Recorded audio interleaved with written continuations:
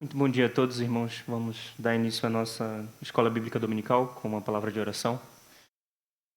Oremos. Senhor nosso Deus, queremos te agradecer, Pai, por estarmos aqui reunidos em teu nome, Senhor. Por mais um domingo, podemos estarmos aqui, Pai. Obrigado, Senhor, pela liberdade de poder vir aqui e te cultuar, aprender mais de ti, louvar o teu santo nome livremente, Pai. Obrigado, Senhor, por esta igreja aqui em Loures. Obrigado, Senhor, por cada pessoa que faz parte dessa igreja, Pai. Continua, Senhor, nos abençoando, trazendo sobre nós o desejo de te buscar, de te louvar, de te honrar, Pai. Ser conosco durante todo esse tempo aqui. Nos ajuda, Senhor, a compreender a tua santa palavra.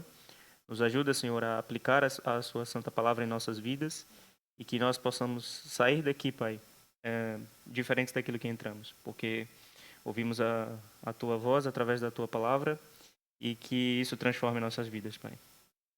Mais uma vez eu te peço, Pai, nos ajude, seja conosco para compreender a tua palavra e que nós possamos nos manter fiel, Pai, à tua santa doutrina. Em nome de Jesus é que te oramos. Amém. Dando continuidade, irmãos, à nossa série de lições do livro de Gênesis.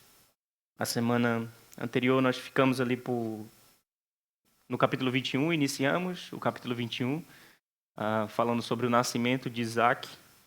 E essa semana a ideia é dar continuidade ali à narrativa. Vamos partir do versículo 8 do capítulo 21 e vamos até o final, espero eu, do capítulo, quase até o final do capítulo 22 ali. Para essa semana, os pontos da lição é esse que temos ali na projeção. Nós vamos ver ali o conflito que vai acontecer dentro da casa de Abraão entre Sara e Agar e Ismael. Por isso o título ali, A Crise em Meio à Celebração, já vamos entender o porquê desse título. Depois vamos ver que Abraão vai fazer aliança com Abimeleque, aquele rei que nós ouvimos falar na semana passada, que Abraão teve aquele contato e o enganou dizendo que Sara era sua irmã. E vamos ver que aqui no capítulo 21 eles vão celebrar uma aliança. E por fim, no capítulo 22, nós vamos ver uma passagem muito famosa que é Gênesis 22, que é Deus provar Abraão. É aquela cena em que Deus pede para que Abraão sacrifique o seu próprio filho. Nós vamos refletir um pouco aqui sobre esses pontos que ali vos apresento. Vamos passar para a leitura do texto. Hoje, eu confesso que normalmente eu não estava colocando todo o texto na íntegra para nós lermos, mas hoje tem praticamente todo o texto, porque eu entendi que era importante para nós lermos aqui, porque o próprio texto já nos ensina muita coisa, sem muita explicação, só de lermos o texto de forma mais atenta, digamos assim, já conseguimos compreender aqui muitas coisas. Peço a atenção dos irmãos nas leituras, porque são um pouco longas, digamos assim. Então vamos iniciar ali do versículo 8 e vamos até o 14, por enquanto. Diz assim o texto. Isaac cresceu e foi desmamado. Nesse dia em que o menino foi desmamado, deu a Abraão um grande banquete.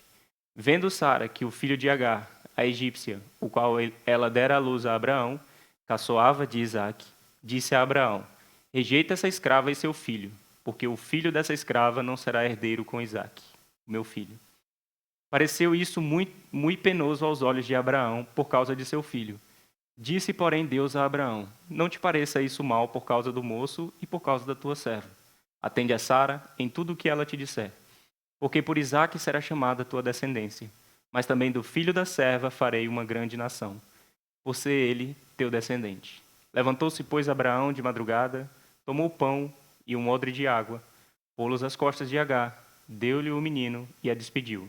Ela saiu andando errante pelo deserto de Berseba. Vamos ver aqui que logo a primeira coisa, como eu disse, né, a crise em meio à celebração. Nós estamos aqui num momento de celebração na casa de Abraão. Isaac chegou numa idade ali. Nós temos a ideia que o desmame acontecia por volta dos 3 anos de idade, mais coisa, menos coisa, mas por ter uma celebração aqui envolvida, digamos assim, o mais acertado seria ali por volta dos 3 anos de idade. Era uma criança que andava, já conseguia falar alguma coisa, enfim, já entendia um pouco ali as coisas. Então, Abraão dá esse banquete para celebrar que ele tinha sido desmamado. Ele tinha vencido esses primeiros 3 anos da sua vida. No Antigo Oriente, o desmame, esse acontecimento era um rito de passagem que simbolizava principalmente duas coisas, que era a vitória sobre a mortalidade infantil. Naquela época era muito alta, era muito comum que nesses primeiros anos os bebês não sobrevivessem por apanhar alguma doença, enfim. Várias coisas poderiam acontecer. Hoje, nos nossos dias, é mais comum que os bebês sobrevivam, porque é uma série de vacinas que nós vamos dando aos nossos filhos e isso vai os protegendo. E também as condições que nós temos hoje, a nível da medicina, né, o que a ciência avançou, nos permite praticamente garantir que a criança irá sobreviver durante esses primeiros 2 anos, esses 3 anos. Naquela época não era bem assim, então era comum que eles celebrassem esse momento de forma muito alegre mesmo, muito felizes, porque o filho havia, entre aspas, vingado, né? O bebê havia vingado, ele havia vencido esse primeiro momento da infância, que era esses primeiros anos. Outra coisa também era o reconhecimento público do herdeiro de uma casa. Era uma forma de apresentar o filho daquela casa para todas as outras pessoas de forma pública. Durante esse período de amamentação, era muito comum que a criança ficasse reclusa com a mãe e não aparecesse tanto para as outras pessoas. As pessoas sabiam que existia ali o filho do casal, mas não o viam tanto assim. Era uma coisa mais... Como Sara tinha que estar sempre a amamentar o bebê, então era comum que eles ficassem mais reclusos. Então, esse era o momento de apresentação para a sociedade, para a casa inteira ao redor, e também o reconhecimento público de que aquele era um herdeiro da casa, ali no caso da casa de Abraão. Nós vamos ver que, para além disso, para além desse pano de fundo cultural que existia da celebração, não era apenas uma celebração familiar, não era apenas esses dois motivos que Abraão deu esse banquete. Abraão dá esse banquete também para de alguma forma, fazer essa declaração de fé, né? Como coloca a declaração teológica, dizendo, Deus cumpriu sua promessa. Isaac vive. Ele nasceu e venceu esses primeiros anos que são difíceis de ser vencidos pelas crianças. Ele vive. Deus foi fiel e cumpriu a sua promessa. Ismael, por outro lado, nós vemos que no texto que Ismael vai zombar de Isaac. Ismael tinha aproximadamente entre 16 a 17 anos, aqui durante esse tempo. Nós conseguimos chegar a essa conclusão porque quando Isaac nasce com 100 anos, e Ismael foi circuncidado quando Abraão tinha 99 anos. E o texto diz que, naquela altura, Ismael tinha 13 anos. Então, mais ou menos 3, 4 anos depois aqui do que aconteceu da circuncisão, podemos dizer que Ismael tinha 16 a 17 anos. Já podemos ver que Ismael não era uma criança de todo, era já, naquela cultura principalmente, já era considerado até como um adulto. E Ismael via-se como o primogênito legítimo, por ter nascido primeiro, mesmo sendo filho de uma serva. E ele não estava equivocado. Ismael não estava equivocado. Na cultura, mesmo que fosse um filho nascido de uma serva, era considerado ainda o primogênito, e tinha os seus direitos como primogênito. Nós sabemos que, como nós vimos anteriormente, que Deus vai falar claramente que a promessa não era para Ismael, mas sim através de Isaac. E Ismael aqui, vendo aquela celebração, aquele reconhecimento público de que, na verdade, o herdeiro daquela casa seria Isaac, ele pode ter se sentido, enfim, diminuído de alguma forma, pode ter se sentido menor do que Isaac, ou então as pessoas talvez ouviu alguma coisa ali, e naquele momento ele decide fazer aquilo. A palavra que é usada para zombaria, que é traduzida por zombaria, no original, dá uma ideia não de uma brincadeira inocente, mas ela traz uma coisa que os linguistas vão dizer que é um verbo de intensidade. É como se, por exemplo, se a gente pegasse a palavra... se fosse morte, matou. Ismael matou alguém. Pode ser entendido como um acidente, pode ser entendido como no meio de uma batalha, mas nesse caso aqui, o verbo estando nesse esse estado de intensidade seria, a tradução mais correta seria assassinou, só para dar a ideia daquilo que de fato carrega essa palavra. Então, eu sei que pode parecer assim, não, era uma brincadeira entre crianças, em que Ismael zombava ali de Isaac, mas na verdade não, ele estava fazendo mesmo uma forma perversa de zombaria, não era uma coisa tão simples, não era apenas uma brincadeira de criança. Ele de fato queria trazer a ideia de que esse bebê não é maior do que eu sou o primogênito da casa. Eu acho que ele estava a zombar de Isaac com esse objetivo, né, de trazer, de mudar o foco ali daquela celebração, não tirar de Isaac e trazer para ele que ele, na verdade, era o primogênito legítimo e ele que deveria receber aquela celebração e não Isaac. E nós vimos no texto que Sara vai reagir de forma muito radical. A reação de Sara é muito radical. E é uma pergunta que nós podemos fazer, é por que Sara exigiu a expulsão de Ismael e Agar naquele momento. Nós vimos que ela vai diretamente a Abraão e fala, olha, rejeita esse teu filho e a tua serva, porque ele não será herdeiro com Isaac, meu filho. No início, nós podemos entender que aquilo era um ciúme de mãe, podemos chegar de forma básica nessa conclusão de que era um ciúme de mãe, que Sara estava tentando preservar ali aquilo que era o seu filho. Ou então, nós podemos entender que já existia uma tensão por causa do que havia acontecido anteriormente, e Agar ter desprezado Sara, e toda aquela situação que nós vimos no capítulo 16. E aqui agora isso só estava crescendo, né? Essa tensão dentro de casa, essa estabilidade entre as relações estava somente crescendo. Chega um momento aqui, então, que as coisas explodem. Mas eu diria que aqui não foi apenas um ciúme de mãe, mas Sara demonstra aqui um zelo pela aliança. Deus foi muito específico em dizer que a promessa se cumpriria a partir de Isaac, e não por Ismael. Nós vimos no texto que mesmo Deus dizendo isso, ele ainda falou, não irei abandonar Ismael e Agar, irei abençoá-lo, irei dar uma grande nação. Mas Sara entendia que Ismael não estava só brincando ali, né? Não estava, como eu disse, não estava só zombando de forma inocente, mas ele estava desafiando a eleição divina, a escolha de Deus. Deus havia escolhido Isaac para ser o filho da promessa e não Ismael.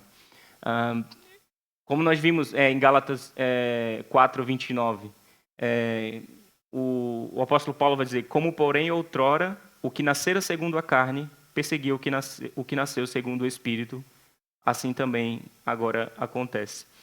Nós vimos que o nascido segundo a carne era uma referência a Ismael e o nascido segundo o Espírito aqui era uma referência a Isaac, dando essa distinção entre o filho da aliança e o filho da carne, no caso daquilo que foi o pecado de Sara e Abraão, por terem não confiado em Deus, que Deus cumpriria a promessa, eles tramaram aquela estratégia para que, de alguma forma, a promessa fosse cumprida na casa de Abraão através de um filho de uma serva, que nesse caso é Agar.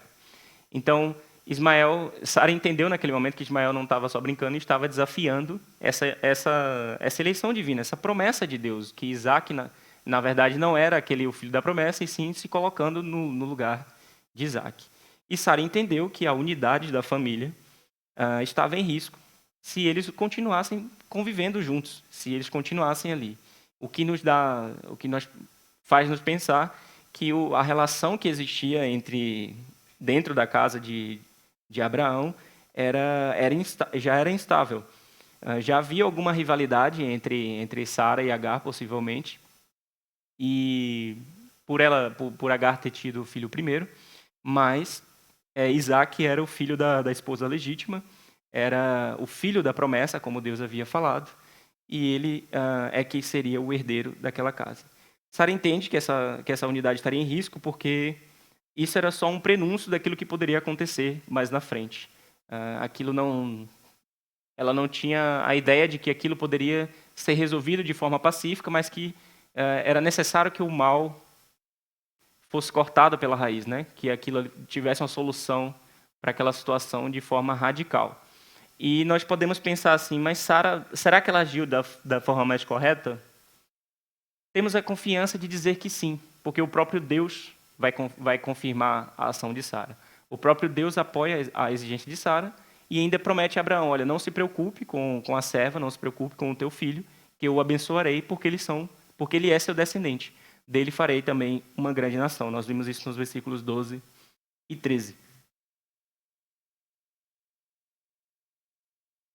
Avançando um pouco mais no texto, a partir dos versículos 15 agora ao 21, vamos voltar à leitura do texto. Deus vê Agar em aflição mais uma vez no deserto. Nós vamos ver que Abraão a manda embora, lhe dá um odre cheio de água e alguns pães e a manda embora. E diz assim o texto, a partir do versículo 15. Tendo-se acabado a água do odre, colocou ela o menino debaixo de um dos arbustos. E, afastando-se, foi sentar-se defronte à distância de um tiro de arco. Porque dizia, assim não verei morrer o menino. E, sentando-se em frente dele, levantou a voz e chorou. Deus, porém, ouviu a voz do menino. E o anjo de Deus chamou do céu a Agar e lhe disse, que tens, Agar? Não temas, porque Deus ouviu a voz do menino, daí onde está. Ergue-te, levanta o rapaz, segura-o pela mão, porque eu farei dele um grande povo. Abrindo-lhe Deus os olhos, viu ela um poço de água, e indo a ele encheu de água o odre, e deu de beber ao rapaz. Deus estava com o rapaz que cresceu, habitou no deserto e se tornou flecheiro. Habitou no deserto de Parã, e sua mãe o casou com uma mulher da terra do Egito. Primeira coisa que nós podemos pensar aqui é a forma como Agar e Ismael saem da casa de Abraão. Nós temos já bem presente na nossa cabeça que Abraão era um homem muito rico. E nós vimos que ele sentiu quando Sara disse para mandar o filho dele e a serva embora. Porque ele amava o seu filho, ele era filho de Abraão. Então ele sentiu aquilo. Mas nós vemos que a ação de Abraão é um pouco estranha. Não corresponde ao amor que ele tinha pelo filho, porque ele manda embora seu filho e a serva com pouco suprimento. Abraão era muito rico, ele podia ter mandado ela embora com muitos camelos, com servos, enfim, com condições para que garantisse a sobrevivência dela durante a peregrinação dela no deserto. Mas ele não faz isso e manda ela embora apenas com alguma sorte, 10 litros de água, talvez. Não sei, os odres têm diferentes tamanhos possíveis, mas não deveria ser muito grande, porque ela não tinha nenhum animal para carregar. Então, era ela ou o próprio Ismael que carregava. E ainda mais uma sacola com alguns pães, para que ela, literalmente, desse um jeito e sobrevivesse à caminhada do deserto, né? E desse um jeito de sobreviver. Alguns podem pensar que Abraão estava enviando eles para a morte, ou então Abraão tinha uma fé tão grande no Senhor que Deus disse que ia abençoar Ismael e que faria dele uma grande nação, que Abraão tinha certeza absoluta de que eles iam superar aquela situação e que eles iam sobreviver. Eu entendo que Abraão aqui, não sabemos, o texto não nos disse, ele fez isso de forma intencional, de mandar ela com poucos suprimentos, mas o que nós sabemos é que ele tinha condições de enviar embora a serva e o seu filho com suprimento suficiente para garantir que ele sobrevivesse.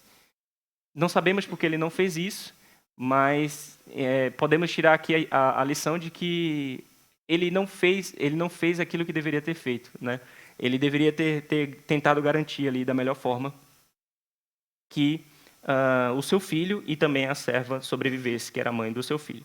Então, nós vamos ver, como eu disse, que Deus vai, mais uma vez, socorrer Agar no deserto. Nós vimos que, na primeira vez que isso acontece, é na fuga que Agar foge de Sara e vai para o deserto. Ela estava grávida ainda de Ismael, e Deus encontra ali no meio do seu desespero também e promete que uma grande descendência por Ismael. E naquela ocasião ordena que ela retornasse a Sara e que ela se submetesse à sua senhora. Nós vimos que Deus já havia prometido aquilo, que Ismael teria uma grande descendência para Agar. E nesse momento aqui que ela está passando por essa provação, passando por essa dificuldade, ela não se lembra dessa promessa de Deus. Ela não confiou que Deus iria cumprir essa promessa, né? Pelo menos naquele momento ali, ela deixou de confiar, porque ela se rende ao desespero. Ela afasta o menino, cerca de 30, 40, 50 metros aproximadamente.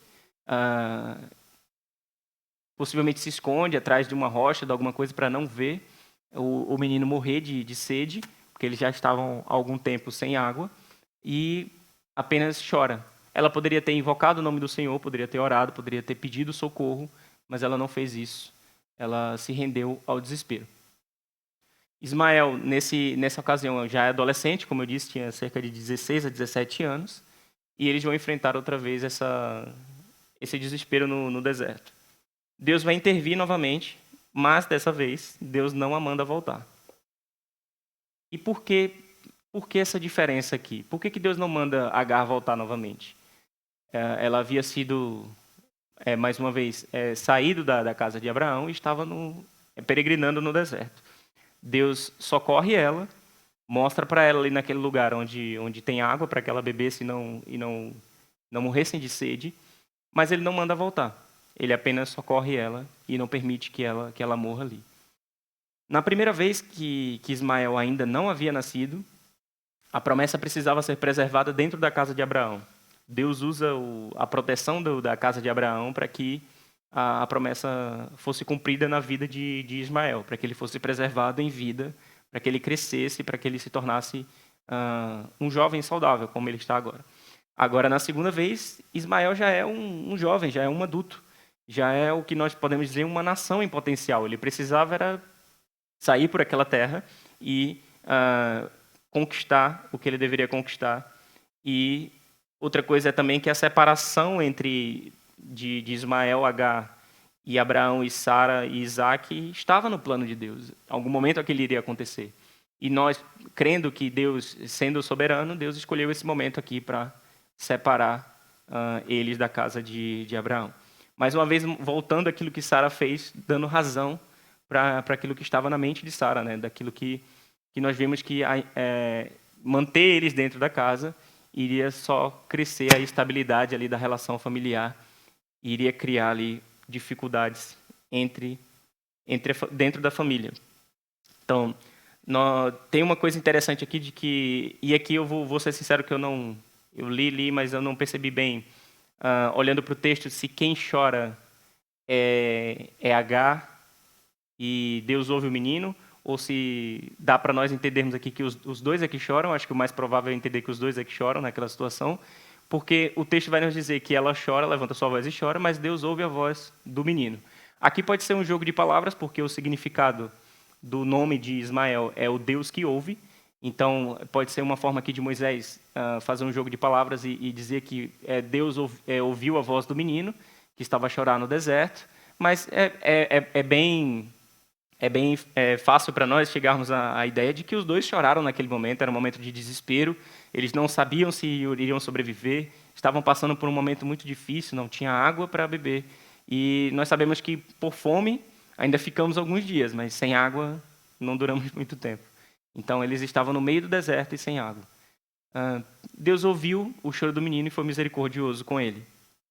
Abraão e Sara agiram sim com dureza. E Deus não abandonou Ismael. Não abandonou Agar e Ismael. Permaneceu fiel à promessa que ele havia feito antes de que abençoaria também Ismael e de que dele nasceriam também grandes nações. Agar, em desespero, não viu um poço próximo que estava ali. Nós vemos no texto que Deus levantou, abriu os olhos dela, ela levantou a cabeça e viu um poço que estava ali muito próximo.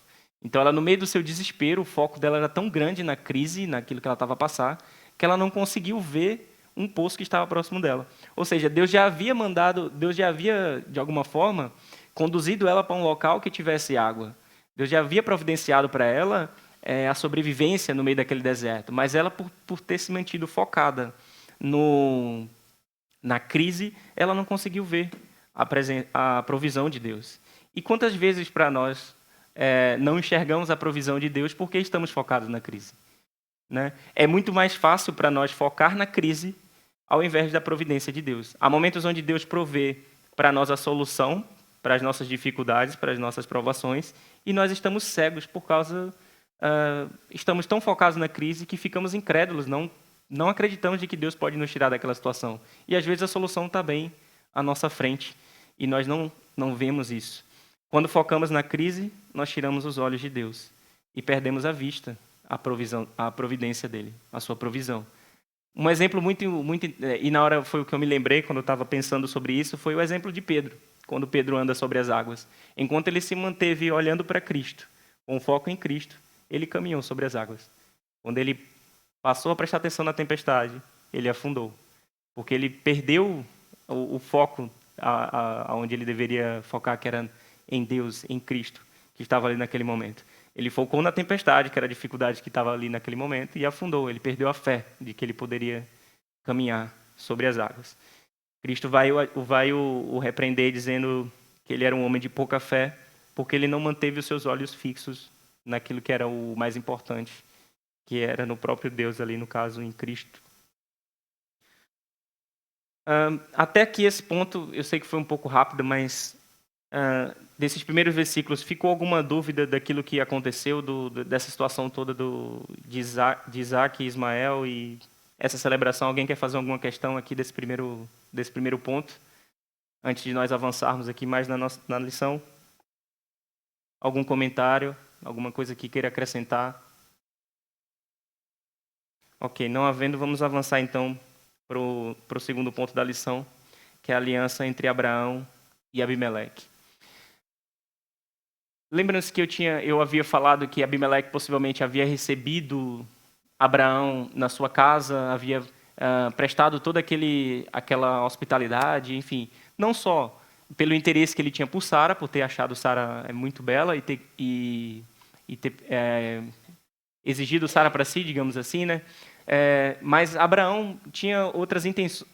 Abimeleque tinha outras intenções para além de se casar com Sara, numa relação ali de aliança com Abraão.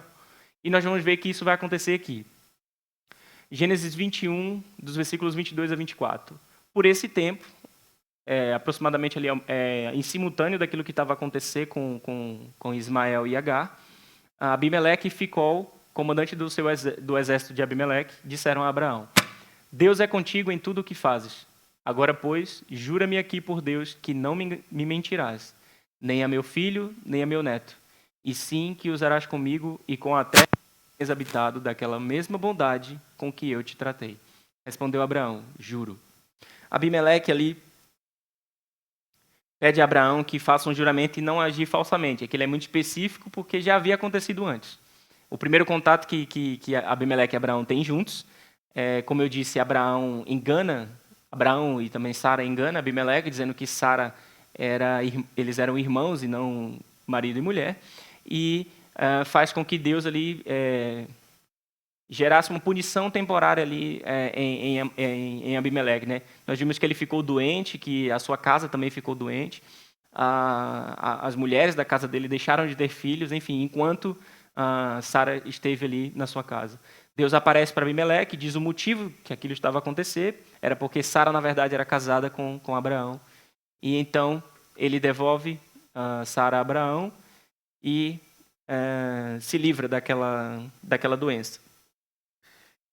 Já anteriormente nós vimos que Abimeleque havia reconhecido Deus e o seu poder pela forma como ele obedece a Deus, quando Deus fala com ele naquele sonho. Ele leva aquela palavra como uma palavra vinda do Senhor. Ele podia ter rejeitado como um pagão, poderia ter pensado que aquilo era apenas um sonho, era apenas uma visão, enfim, que não era nada divino. Ele leva aquilo como uma palavra do Senhor e reconhece que aquele era Deus e obedece. Então, ele reconhecia que Deus ele era com Abraão, pela forma como Abraão era abençoado, pela forma como Abraão era próspero e como os negócios de Abraão davam certo. Então, ele tenta aqui, né, fazer essa aliança com Abraão.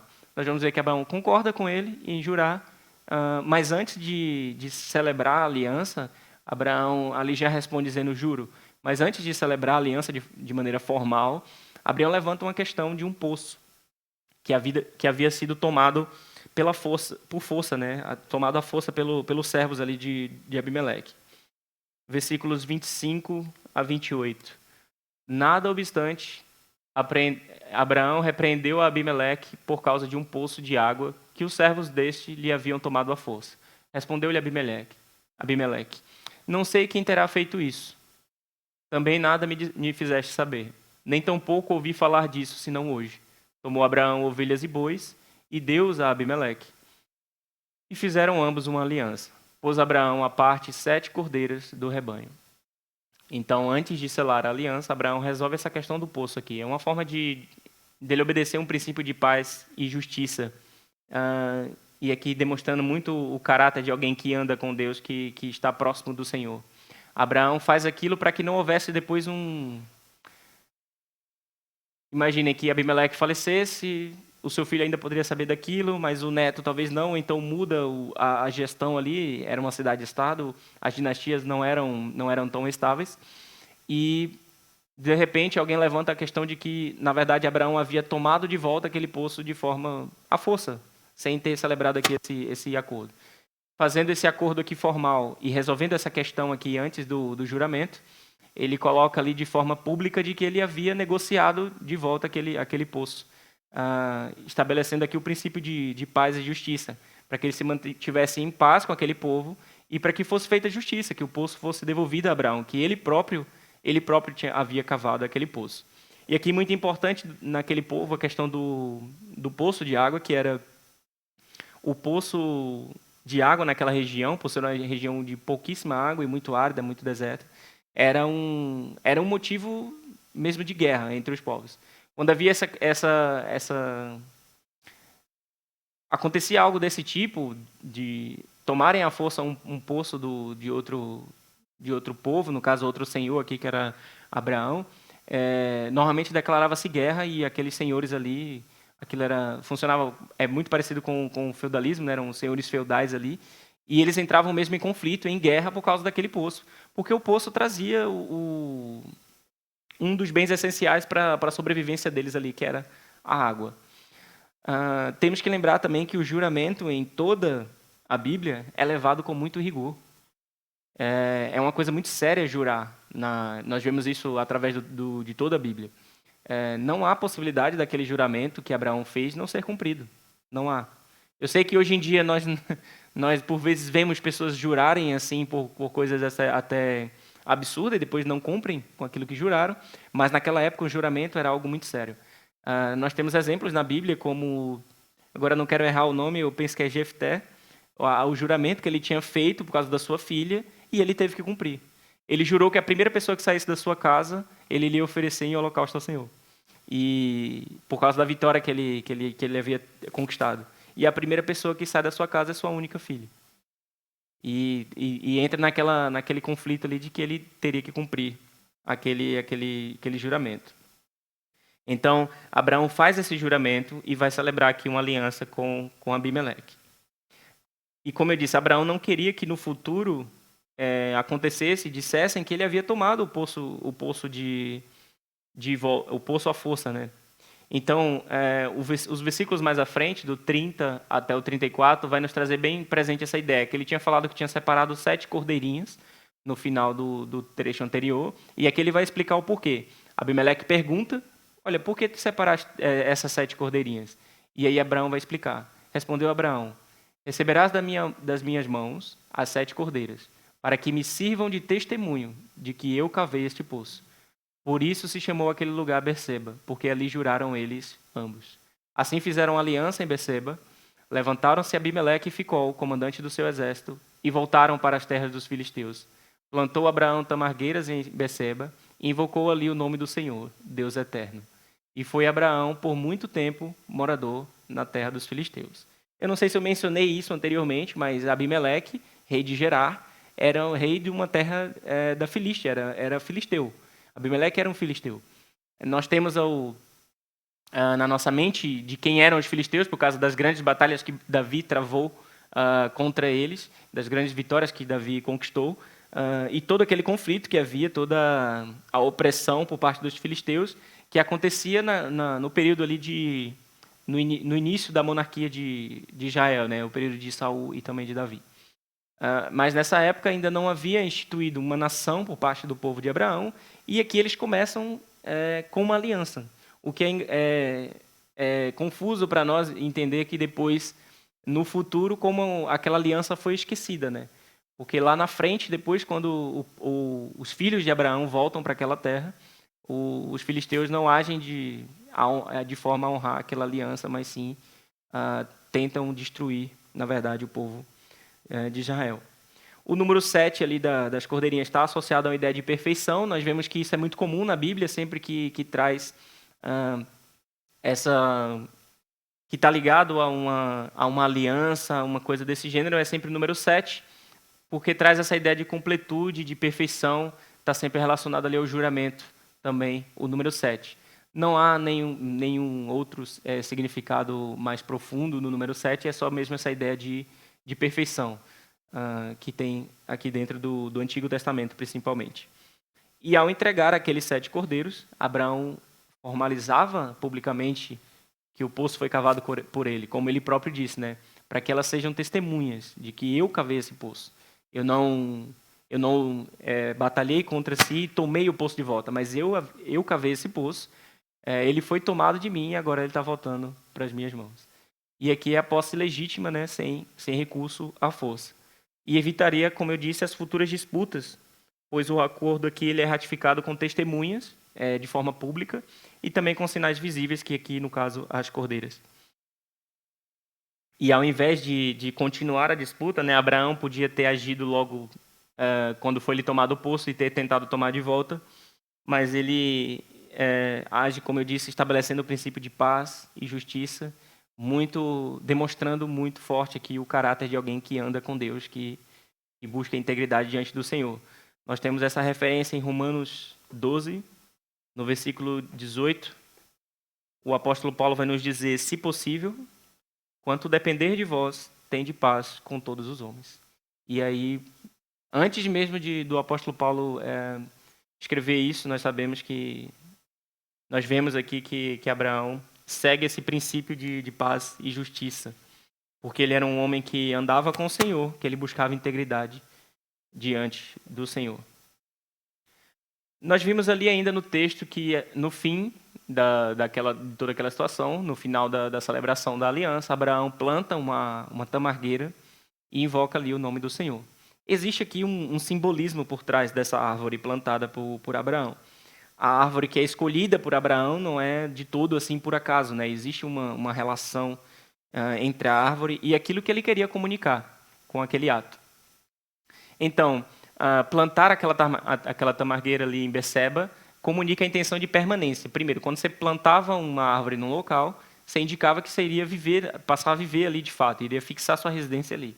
E também era uma forma de demonstrar ali a confiança de que Deus sustentaria a vida naquele lugar difícil. Era um lugar que não era muito fértil a terra, mas Abraão planta ali aquela árvore e invoca o nome do Senhor, para que ele sustentasse a Abraão ali durante o tempo que ele ficasse naquele local.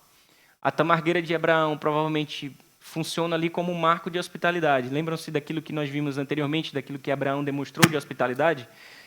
Naqueles locais, uma árvore plantada, e principalmente junto a um poço, que nós vimos que eles estão junto a um poço, oferecia sombra, abrigo e era um ponto de referência também para viajantes que estavam a passar por ali. O poço virava um ponto de referência para eles, e eles eram recebidos ali por Abraão, e Abraão praticava ali sua hospitalidade naquele povo, oferecendo o melhor para aquele povo. Então aquilo funcionava também como um marco de hospitalidade. E o que, como eu disse, era coerente com o caráter de Abraão.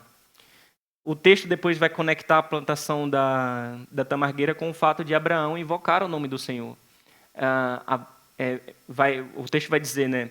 Abraão plantou a árvore e invocou ali o nome do Senhor, como um ato de adoração, né? Plantar aquela árvore foi um ato de fé, demonstrando que Deus sustentaria aquela árvore e também a sua casa ali naquele território.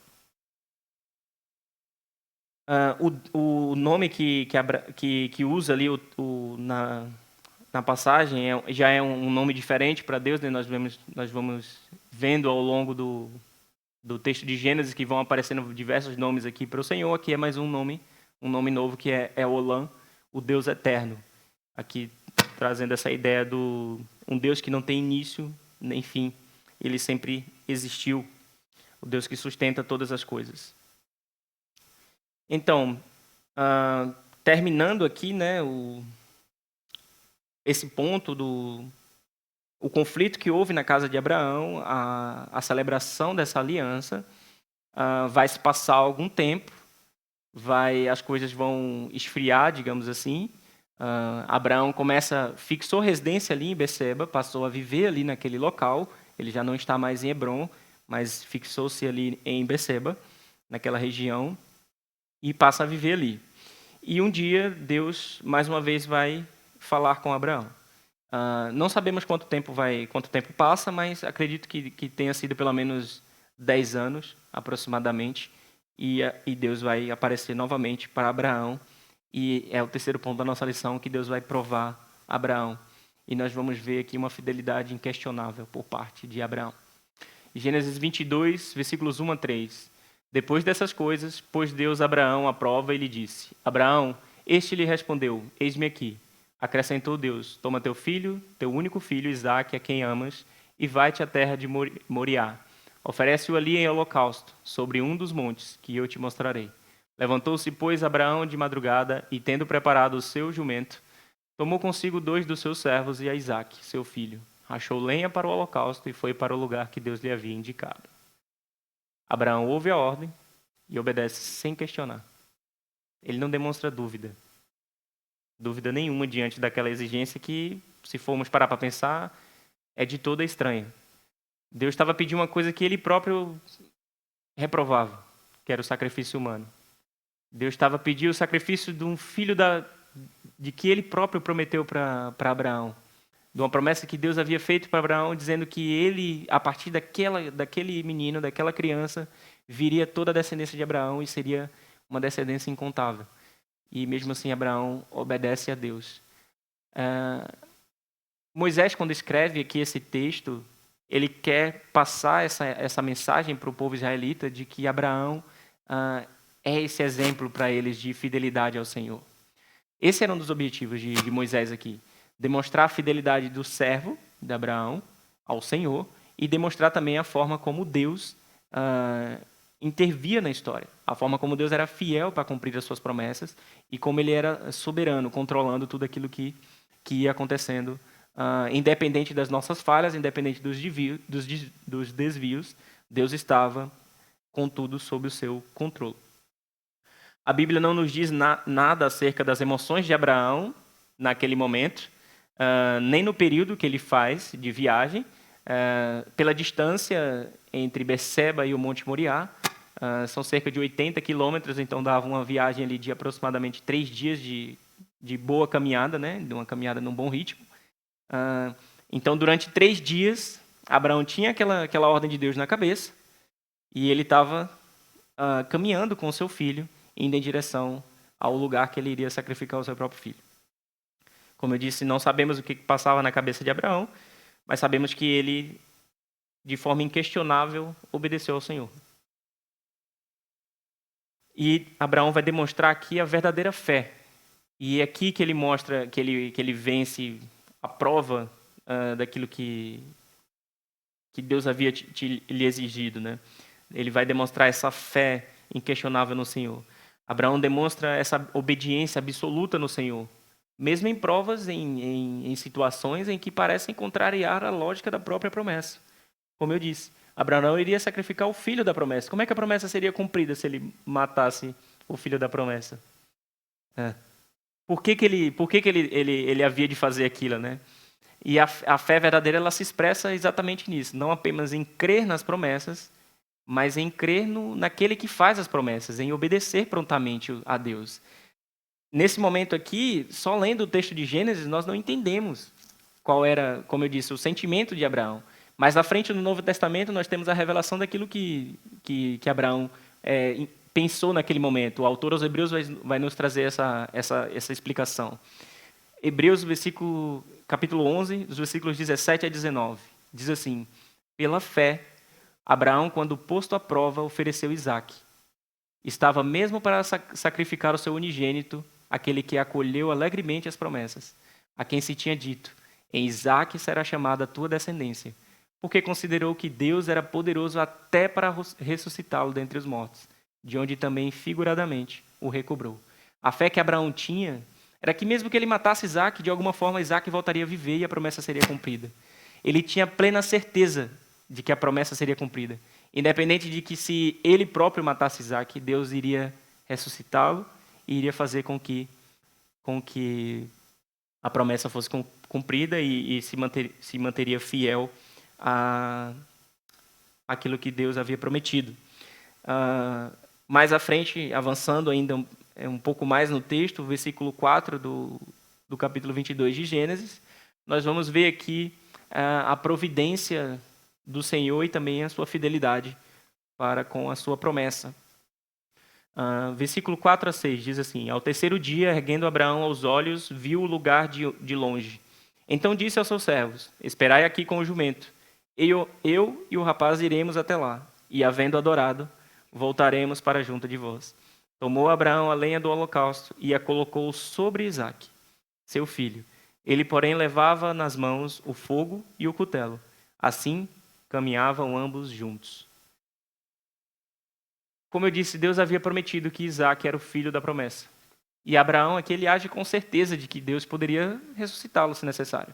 Ele diz aos seus servos: Eu irei até lá, subirei com o menino, adorarei ao Senhor e voltarei junto com o menino aqui para vós. Ele tinha essa plena convicção de que aquilo que ele estava fazendo era um ato de adoração ao Senhor. Deus havia exigido algo para ele, e a obediência ele ia fazer ali era um ato de adoração ao Senhor. Ele acreditava que ele ia subir ao monte, que ele ia adorar ao Senhor e que ele voltaria juntamente com Isaque. Ele não mente aqui. Eu sei que a primeira coisa que nós podemos pensar é que ele mentiu. Ele falou ali de forma para não querer falar o que de fato iria acontecer, mas o mais correto de se pensar é que ele não mentiu aos seus servos. Ele declarou mesmo uma palavra de fé. Ele afirmou que ele retornaria mesmo com seu filho. Ele tinha fé, ele acreditava de fato naquilo. Ele não estava a enganar os seus servos de que ele iria subir o monte com o menino, iria sacrificá-lo e ia voltar sozinho e depois teria que explicar toda aquela situação. Não, ele acreditava que aquilo iria acontecer, ele ia cravar o punhal no menino, iria sacrificá-lo em holocausto e Deus, de alguma forma milagrosa, iria ressuscitar aquele menino e ele voltaria para trás com aquele menino. Assim como eu disse anteriormente, que Moisés, quando escreve esse texto de Gênesis para o povo de Israel, queria que eles percebessem a fidelidade de Abraão para Deus, Moisés também queria que os israelitas percebessem que Deus cumpre tudo o que promete e providencia tudo no tempo certo. No tempo certo, Deus providencia tudo. Deus providencia a salvação, Deus providencia o livramento da dificuldade. Assim como Israel também precisava compreender isso, de que Deus é fiel e provê a salvação, nós também devemos ter essa convicção. Toda a narrativa de Abraão aponta para um Deus que cumpre as suas promessas. Alimenta em nós essa esperança de que a promessa feita na nova aliança irá ser cumprida. De que nós pertencemos, de fato, à família de Abraão pela fé. Como a promessa da nova aliança vai nos dizer. Que, na verdade, nós, quando cremos em Deus, nós temos a circuncisão do coração e passamos a fazer parte também da família de Abraão. Tem aqui, nesse texto, e é muito comum, nós vemos sempre quando refletimos sobre texto, vemos aqui muitos paralelismos entre toda essa cena e aquilo que aconteceu com Cristo. Eu fiz aqui esse quadro para destacar ali algumas coisas que vão acontecendo, que são muito parecidas daquilo que acontece na obra redentora do Senhor junto com Cristo e também ali naquela cena com Abraão. Na cena em Abraão e Isaque, Abraão, o pai, entrega voluntariamente o filho amado. Assim também em Cristo. Com Cristo, Deus também faz o mesmo, entrega o Filho unigênito. Nós temos a passagem muito famosa, né, de João 3,16, que vai trazer muito forte essa ideia para nós. Depois, ambos caminham juntos, nós vimos isso, eu destaquei isso no texto lá, ambos caminharam juntos. Isaque já não era uma criança, Isaque compreendia o que estava acontecendo ali, Tanto que mais à frente nós vamos ver na leitura do texto, depois nós vamos ler o resto dos versículos, Isaac vai questionar. Mas pai, estamos a subir e onde está o cordeiro para o holocausto? Então, e Abraão diz, né, Deus proverá. Chega um ponto que Isaac percebe o que estava acontecendo ali. Então, ambos caminharam juntos até o local do sacrifício. E assim também, pai e filho cumprem juntos o plano da redenção. Deus Pai e também Deus Filho cumprem juntos esse plano. Isaac obedece sem resistência. Nós vamos ver depois na leitura do texto que Abraão amarra Isaac, não há resistência nenhuma. Isaac se deixa amarrar, deita sobre a lenha por cima do altar. Mas aqui tem uma nuance interessante que é sem conhecer o propósito, sem conhecer todo o propósito daquela situação toda. Cristo também obedece plenamente, mas ele conhecia todo o plano, porque ele próprio tinha feito aquele plano antes mesmo da fundação do mundo, junto com Deus. Depois, no caso de Isaac, Deus providencia um substituto para Isaac e poupa o filho de Abraão, o filho amado de Abraão. Mas para Cristo, Deus não providenciou um substituto. Deus não poupou o seu próprio filho. Deus o entregou para que ele fosse morto e que fosse cumprido ali o plano de redenção. Romanos 8:32 vai nos dizer que aquele que não poupou o seu próprio filho, antes, por todos nós, o entregou. Porventura, não nos dará graciosamente com ele todas as coisas? Isso é para que nós confiemos que o Senhor cumpre as suas promessas. Como eu disse, o grande objetivo da narrativa de Abraão é mostrar para nós a fidelidade de Deus em cumprir as suas promessas. É mostrar para nós que o servo sendo fiel, o servo confiando no Senhor, ele irá alcançar as promessas do Senhor, ele irá alcançar a salvação. Vamos voltar para o texto, estamos quase no fim. Para concluirmos, vamos ler agora os versículos que nos faltam e vamos concluir aqui a nossa lição. Vou pedir a atenção dos irmãos que a leitura é um pouco longa, são 12 versículos ali. Diz assim: Quando Isaac disse a Abraão, seu pai, meu pai, respondeu Abraão, eis-me aqui, meu filho, perguntou-lhe Isaac. Eis o fogo e a lenha, mas onde está o cordeiro para o holocausto? Respondeu Abraão, Deus proverá para si, meu filho, o cordeiro para o holocausto. E seguiam ambos juntos. Chegaram ao lugar que Deus lhe havia designado. Ali edificou Abraão um altar sobre ele, dispôs a lenha, amarrou Isaque seu filho e o deitou no altar em cima da lenha. E estendeu a mão, tomou o cutelo para imolar o filho. Mas do céu lhe bradou o anjo do Senhor. Abraão, Abraão! Ele respondeu, eis-me aqui. Então lhe disse, não estendas a mão sobre o rapaz e nada lhe faças, pois agora sei que temes a Deus, porquanto não me negaste o filho, o teu único filho. Tendo Abraão erguido os olhos, viu atrás de si um carneiro preso pelos chifres entre os arbustos. Tomou Abraão o carneiro e o ofereceu em holocausto, em lugar de seu filho. E pôs Abraão por nome aquele lugar, o Senhor proverá. Daí dizer-se até o dia de hoje, no monte do Senhor se proverá. Então do céu bradou pela segunda vez o anjo do Senhor a Abraão e disse, jurei por mim mesmo, diz o Senhor, porquanto fizeste isso e não me negaste o teu único filho, que deveras te abençoarei e certamente multiplicarei a tua descendência como as estrelas dos céus e como a areia na praia do mar. A tua descendência possuirá a cidade dos seus inimigos.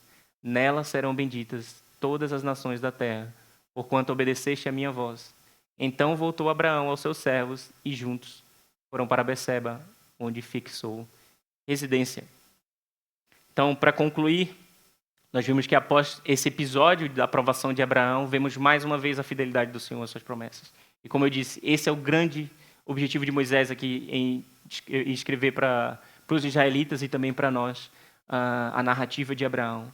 E para nos mostrar que a fé não é um salto no escuro, meus irmãos, como alguns afirmam.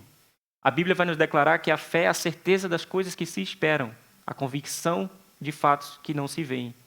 É a certeza naquilo que se espera porque nós já vimos, ao longo da história, Deus agir e cumprir tudo o que prometeu. Fé é colocar as nossas certezas no lugar correto, no lugar certo. Salmo 143, versículo 5 nos diz, lembro-me dos dias de outrora, medito em todas as tuas obras, considero o que as tuas mãos têm feito. Salmo 9, versículo 10, em ti, pois, confiam os que conhecem o teu nome, porque tu, Senhor, não desamparas os que te buscam. Nas adversidades da vida, Deus não promete que nos livrará de todas as dores aqui. Ele nos garante que herdaremos a vida eterna com Ele. E não há promessa mais preciosa do que essa. Mesmo que aqui nós soframos, passemos por lutas e clamemos por alívio, não sabemos se a vontade de Deus será por fim ao sofrimento aqui e agora ou apenas na eternidade. E o Evangelho não nos garante a ausência de sofrimento terreno, mas garante a libertação do pecado, nos garante a vida eterna, a certeza de que o fim da nossa jornada nós reinaremos com Ele. Por hoje, o que eu queria trazer da lição era isso, e eu espero que, assim como foi edificante para mim, seja também para os irmãos. Vamos terminar o nosso tempo aqui. Eu vou pedir aos irmãos que fiquem sentados ainda, que o nosso pastor queria dar uma palavrinha a toda a igreja.